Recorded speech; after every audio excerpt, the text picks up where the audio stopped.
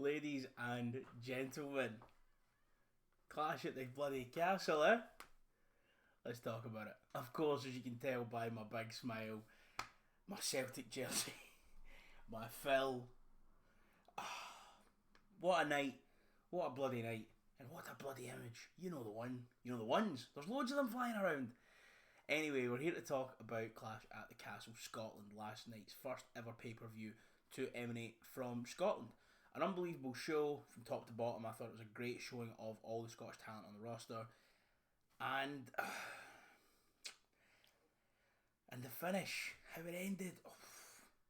Let's talk about the whole show, shall we? We'll just run through the card, match by match, and we'll get to the end eventually. First up, though, the show opened with the undisputed WWE champion Cody Rhodes defending against AJ Styles in an I Quit match. Now, this match was actually a lot of fun. I had high hopes, but I didn't really expect too much. Just, I think, with the expectations that were placed on the match following their match at Backlash France. But no, they absolutely came out. They delivered right away with a lot of fun. Plunder, nonsense, Cody bladed. The Codyverse is alive and well. In 2024, we had Cody Rhodes blading on the WWE pay-per-view in 2024. What's going on, Phil? What's going on? Phil, it's mental. It's insane. No, the opening match was a lot of fun. We had Michelle, we had Mama Rhodes in the front, slapping AJ. Like I say, we had blood. We had a Looney Tunes table spot. We had brawling through the crowd. I wonder if they know. I wonder if Cody watched the main stage Glasgow vlog and knew that he had to go to the hallowed ground of where me, you, and Sam and Alfie were standing. Yes, food for thought. Cody Rhodes, do you watch the main stage? You should. No, the match was a lot of fun. I really enjoyed it. Cody and AJ both looked incredible. And the finish came when Cody had AJ thoroughly beat. Oh, actually, before I mention that, we'll talk about this. There was a point in time in the middle of the match where AJ goes under the ring and retrieves a bag, like a black bag, like a pouch. And I turned to my girlfriend because I was watching this with her. This was before she. No, actually, no, she was watching by this point. She was like, I'll just, you can watch it and I'll do it. No, she bought in. She's a wrestling fan now.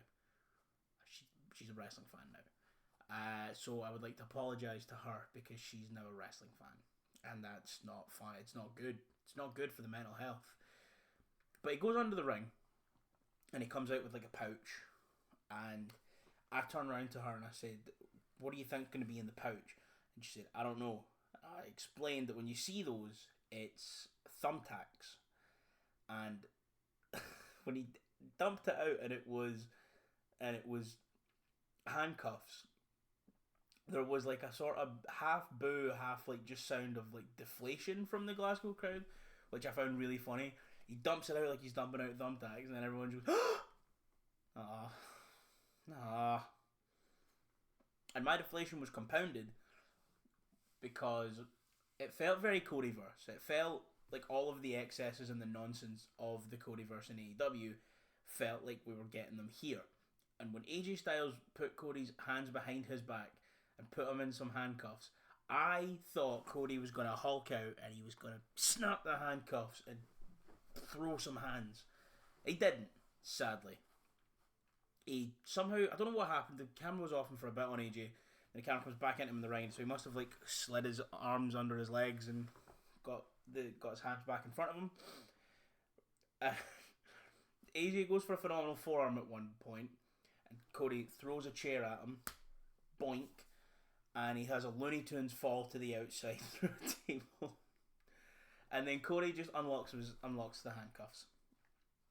So we didn't get the American Nightmare doing prime Codyverse things and just hulking out of handcuffs, which was upsetting. But still a lot of fun. Cody then handcuffs AJ to the ropes, just starts beating him up with chairs and just killing him, and AJ refuses to quit. So he goes outside with the steps and then starts walking towards him to kill him, and AJ quits. And then Cody just is standing there with them for ages with his music playing because he's like, I wanted to hit him with them. And then he does it anyway and gets a big cheer because he's Cody Rhodes and nothing that man can do right now can get him booed. So that was a lot of fun. Like I say, opening match was a lot of fun. We knew Cody was going to win. But I think they over-delivered. Kinda. Like, I think they over-delivered on the plunder and they over-delivered on the nonsense, but it was... Unfortunately, this match was never gonna grab the headlines in a way that the rest of this card would. 27 minutes and 45 seconds ago, it was the longest match on the card by 5.5 minutes. And yeah, it was good. It was a lot of fun. But I do think the card definitely peaked later on in the night.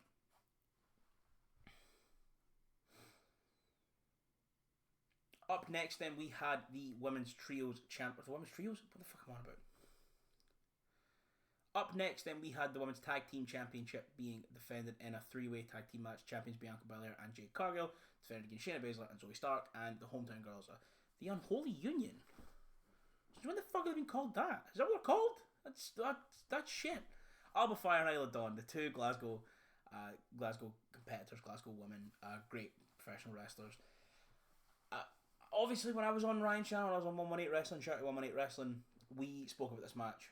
And I don't think I said it on camera, but I think I said it to Ryan after we wrapped, and it's something I've been kind of saying recently.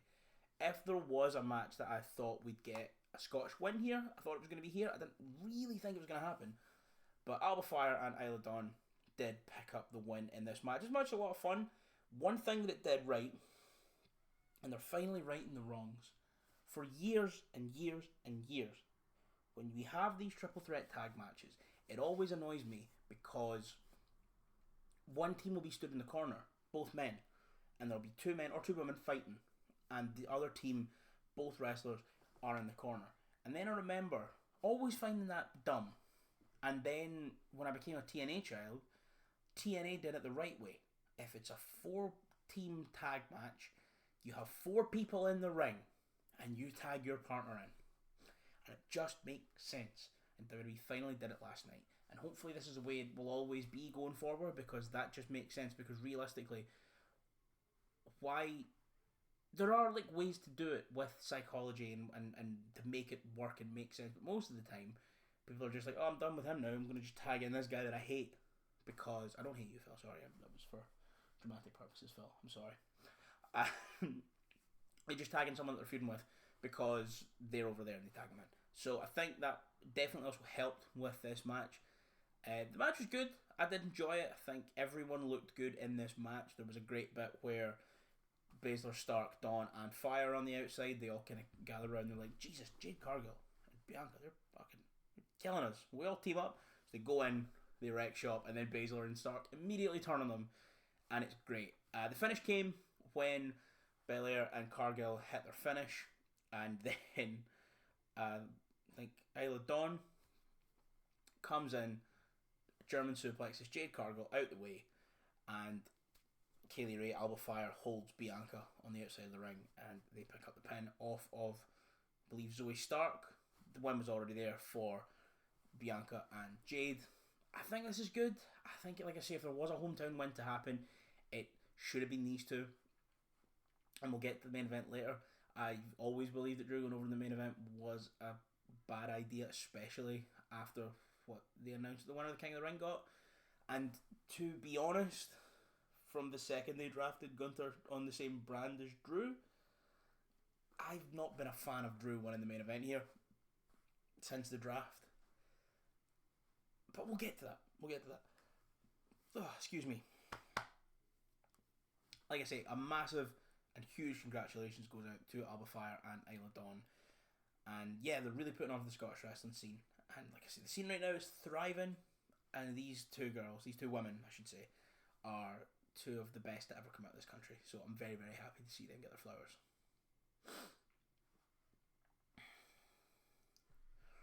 Then third in the card, we had Sami Zayn versus Chad Gable for the Intercontinental Championship. And boy, oh brother, oh good God, this match cooked. These two men went out there and said, you know what? We know that Jake McFarlane's at home. We know that Jake McFarlane loves everything going on here. We know what he loves because we do all of it perfectly. Let's just do 22 minutes. catered specifically to him. Oh, absolutely incredible stuff. Except the end. It was great. It was exactly what you expect. It's the heel Chad Gable. He's calling on Otis and Maxine. He's dressing them down. He's saying, you guys aren't doing good enough. You guys are holding the Alpha Academy back. There was an incredible false finish where he calls Maxine up to the apron because she goes to hit Sammy with the title and has a moment of remorse. So Gable gets her up onto the apron and he's shouting at her and he's dressing her down and he's screaming at her. And then Sammy runs in for the haluva kick. Gable dodges. Sammy stops from killing Maxine. Gable runs in, Chaos Theory. And first of all, one of the smoothest and cleanest Chaos Theories that's ever been hit, ever. That might be my favourite move in wrestling history. I love it. Love Doug Williams. Love Chad Gable. It's great. Then two, it's got one of the best false finishes ever.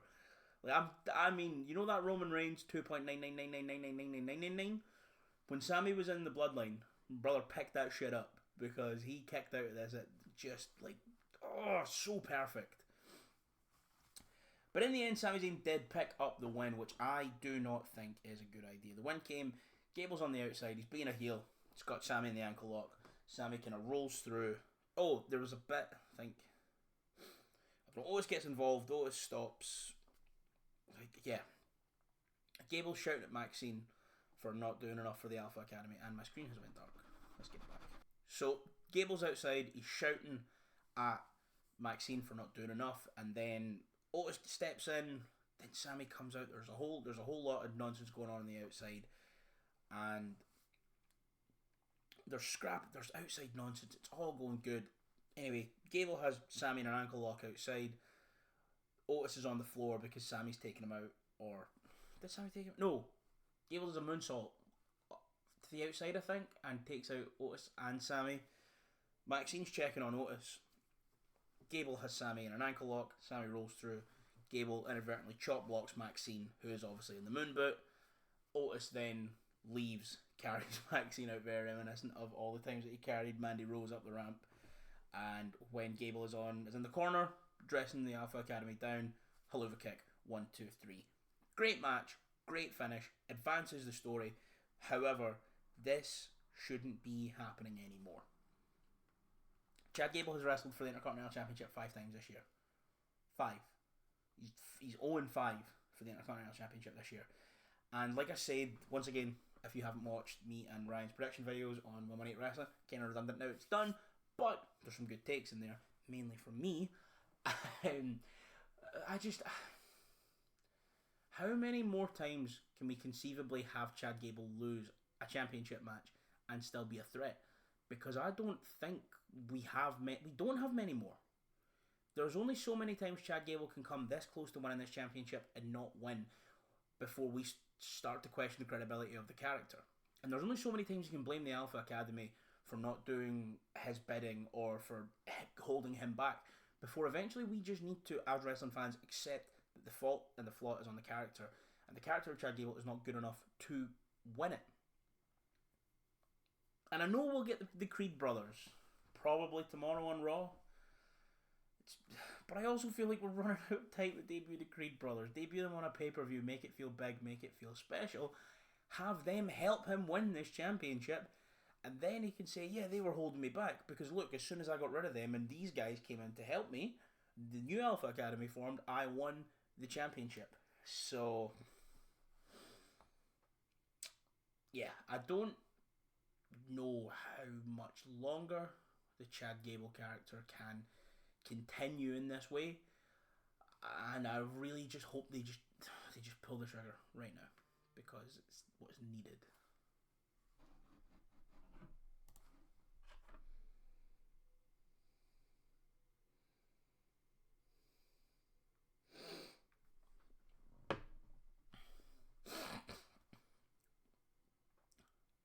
Next up then, in the next penultimate match, we saw the role model Bayley wrestle Piper Niven, fellow Scotsman, fellow countryman, and in a match for the WWE Women's Championship.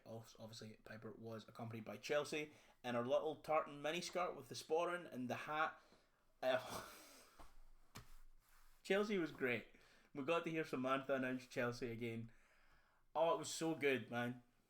I actually really enjoyed this match. Like looking back, and I think at the time, this match was it wasn't the shortest of the night, but it was one of the shorter matches of the night. It only went 13 minutes. It kind of felt like at points that it didn't really get out of second gear. But then I kind of thought back on it, and maybe I was just scrolling through Twitter and shitposting and talking in the group chats, because the more I think back to it, the more I actually really, really enjoyed it. At the time, I felt like it was slow and nothing really felt earned. But now I'm of the completely opposite opinion. And like I said, I probably just wasn't watching it close enough, which is on me. You know, we had Piper Niven kick out of a super Bayley to belly. We had Chelsea Green kicked out immediately, which then just put the attention solely on Piper Niven in front of a home country audience. And then obviously Chelsea comes back out wearing the Mysterio mask, causes a little bit of a distraction. Bayley ended up picking up the win, I should say, with a crucifix driver, which I thought looked sick, and I've seen a lot of people kind of saying it didn't. I think it did, especially with how like deep she went in and like holding the leg and stuff. I thought it looked really good, and also I've seen a lot of people saying maybe this should replace the rose plant, because the rose plant is cool and it looks good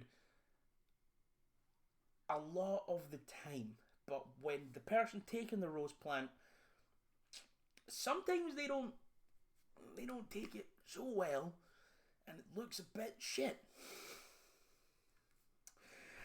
It's true. I like the rose plant. The ones she was hitting on EO, Jesus fucking Christ. But I think if the rose plant was to retire and this sort of crucifix bomb with her grabbing the leg and making it look really, really desperate, I wouldn't be mad at that taking over as one of Bayley's new moves. I thought Bayley looked great. I thought Piper looked great. Chelsea obviously did her job and was great. The crowd were super into this. Or obviously were singing for Bayley, singing for Piper.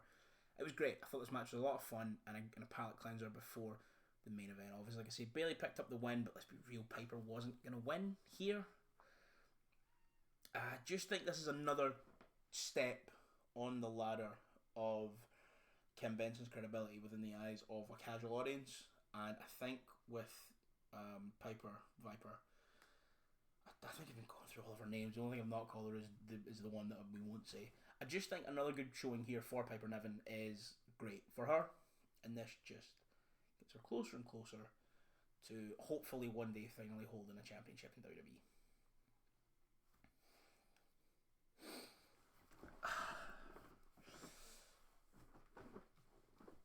Let's talk about the main event, will we? Will we talk about the main event? Oh, let's talk about the main event. Celtic Mad Punk, baby. I'm a big fan of this, if you couldn't tell. I'm a big fan of this decision. I have not been a fan of Drew winning this match ever since it was announced that the winner of the King of the Ring gets the title shot at SummerSlam, because that was obviously going to be Gunther. There's no way that wasn't going to be Gunther. And because he's on Raw, he goes for this championship. So what happens if Drew wins and then they just give Gunther a loss to Drew to protect Drew's momentum when Drew's involved in a feud that is so hot it doesn't need a championship? That also then means that you maybe add Punk to the SummerSlam match, which draws the eyes off of Gunther, and maybe that way Punk can be pinned and then Gunther's not in the feud. I have just not thought Drew should win at Clash at the Castle ever since that was announced. And he didn't, and it happened. Yeah, it happened. I've been saying this for a while. This now opens the door for what I think is going to happen. And that's Finn to win Money in the Bank, Finn to cost Gunther the title, or the Judgment Day to cost Gunther the title, SummerSlam, Finn to cash in on Priest, and then Finn Priest. We can have a reset on the Priest character and a rehabilitation on the Priest character, which has been needed for a while. And I just think this is the best move and the best way to go forward for this storyline on Raw.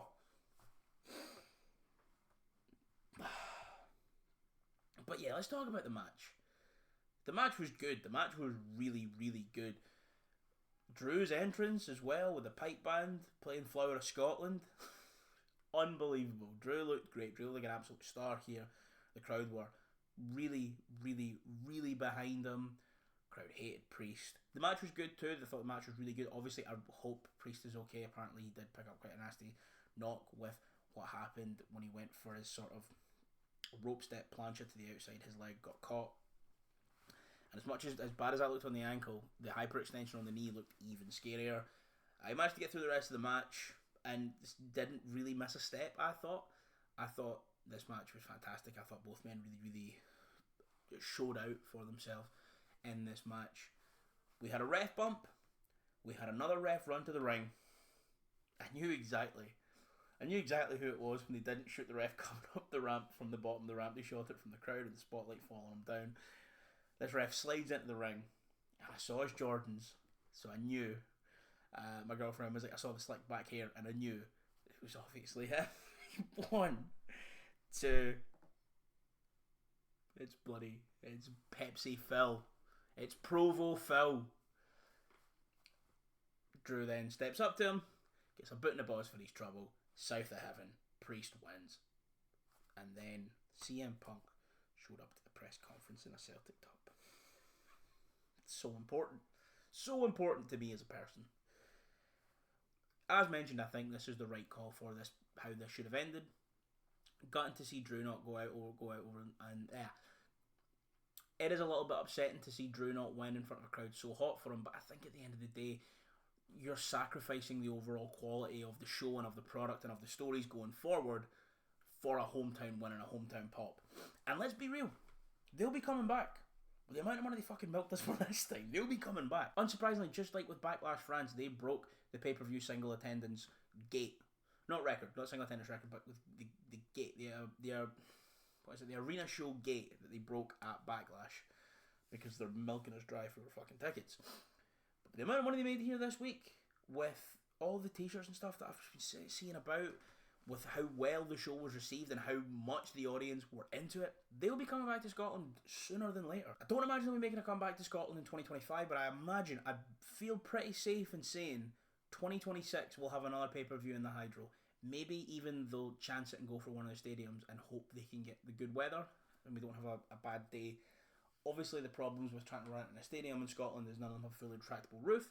The only stadium in all of the UK with a fully retractable roof is the Principality Stadium in Cardiff. That's why the first clash was there.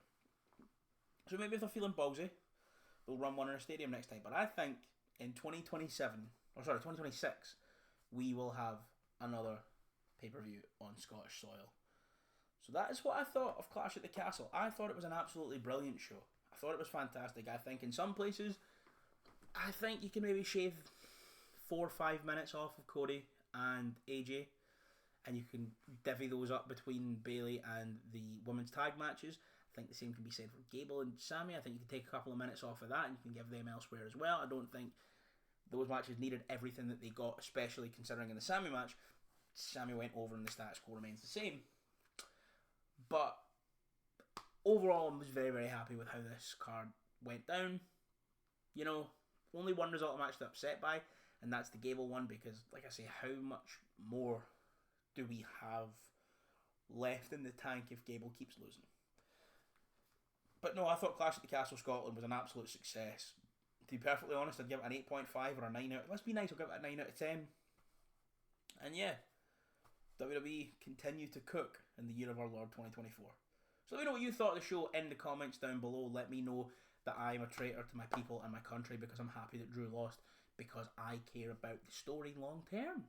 Let me know how I'm the bad guy, guys. No, if you do have some thoughts on the show, I'd love to hear them in the comments down below, definitely.